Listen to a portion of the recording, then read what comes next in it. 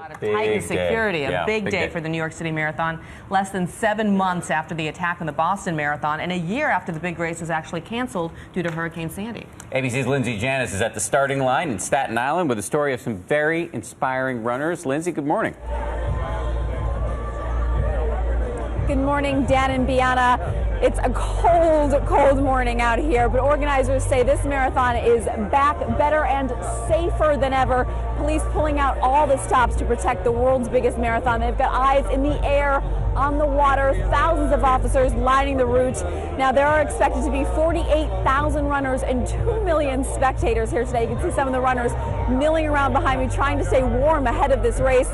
It's 26.2 miles starting here in Staten Island and ending in Central Park. There are, of course, many inspiring stories, but we had a chance to meet up with one incredible family as they geared up for today. For the Schneider family, running is so much more than a sport or a way to keep fit. This is our #1 main activity as a family. Everything else kind of comes second to running. 23-year-old identical twins Alex and Jamie are severely autistic. On the spectrum, they're at the very bottom. Both of them are nonverbal. Running has given them joy and relief from the frustrations of not being able to communicate. When the boys were 8 years old, Dad Alan noticed how much they liked to chase him around.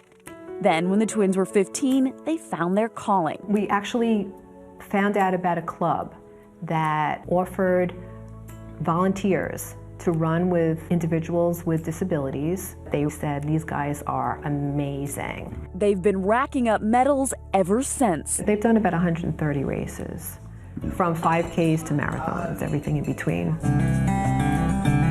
Both boys have to run with the assistance of a guide. The coaches have a hard job. They have to help them navigate around other runners. If they have to stop to go to the bathroom, if, just making sure laces are tied. But when it comes to running styles, the twins couldn't be more different. Describe what it's like to run with Ellie. He's born to run, and I have to cheat on the off days when we don't run together. I'll sneak in, 4 or 5 miles just so I can stay in good enough shape. For Jamie, who runs with his dad, it's all about the experience. Jamie will stop at every single water stop. He'll want to shake hands with people. I suppose it's a nice bonding experience for the two of you. I try to explain to people there's not a lot I can share with him, but when we're running, it's an unspoken language going on. It's been wonderful, really.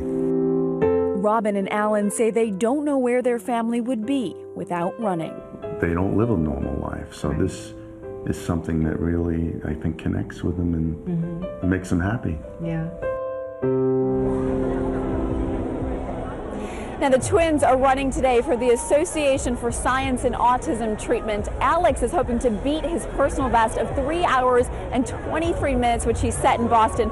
Jamie just hoping to get through this race. He hadn't finished in Boston when those bombs went off. He was traumatized by the chaos, so today he's going to be running with his iPod.